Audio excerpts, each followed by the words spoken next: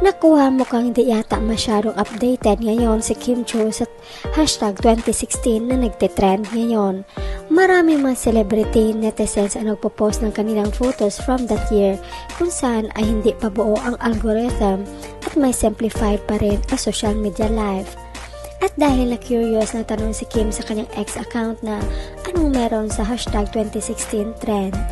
Sa rami ng followers ni Kim nakatutok lagi sa kanya, expected na rin na napakaraming sumagot at syempre yung iba ay nagkaka-call out at nag-to-do research. At nakakatuwa lang naman ang atin ng good vibes noon sa netizens, lalo na sa Kim Pao fans, dahil may nahalukay nga sila tungkol sa 2016. Una nakita nila na 2016 pa lang pala ay nagkakasama na sina Kim at Paolo.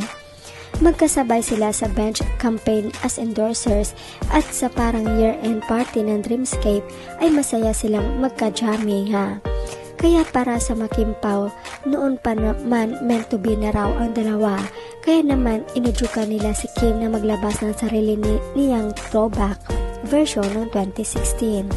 So abang-abang tayo kung may 2016 pics din bang isi-share si Kim sa social media. May kilig kung siya mismo ang maglalabas ng 2016 pics nila ni Paolo ha. Komento nila, wala pang kamalay-malay dyan si Kemi na may wish na yung nasa likod niya, Paolo Avellino. Yes, iba talaga pag si Tadhana na ang kumilos. Sino mag-akala na mag-break ang ex? Ang tagal nila, alam ni Lord na hindi tamang tao si ex para kay Kim dahil mabait at matulungan si Kim. They became good friends first, each had different love relationships with others, and one day they met, became partners in screen, now lovers. Hope this would end a beautiful wedding. Yung kanta ni Kim sinagot ni Paolo ng pangarap lang kita, tawa ng tawa si Kim. Nagulat pati singer, dapat sasabayan si Kim Chiu. All of a sudden, sumingit si Paolo Avellino. Ikaw talaga Pao, galing-galing mo talaga iho. If really you and me distant with each other, it will happen. Si Jake Jan, may crush din ni Kemi, kaya lapit ng lapit. Sumingit ang Pao, pangarap lang kita. Kulit ni Kim, Tagalog daw muna, sabi ni Paolo Avellino. Yung version niya pa rin ang sinunod, natawa lang si Pao. Iba talaga kapag tinadhana ang dalawang taong nagmamahalan, may forever Kim Pao. Sarap balik-balikan ng mga memories ng Kim Pao Lanja, Kim Pao Only Love Distant Forever.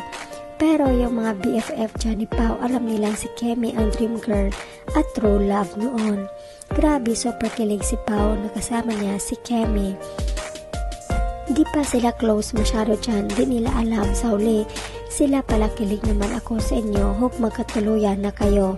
God is good, sino makapagsasabi? Nasa'y nahaba-haba ng panahon kay Kim din pala si Paolo.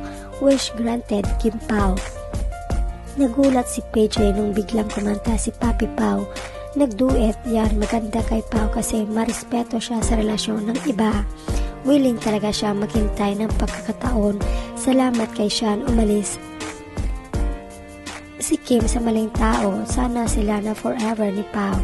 Kaling ni Kemi na sa likod pala siya niya si Pao, nagsasama na pala sa mga kasayahan sila. Kaya pala paborito mo kanta na yan, Paolo Avellino ha, pangarap lang kita.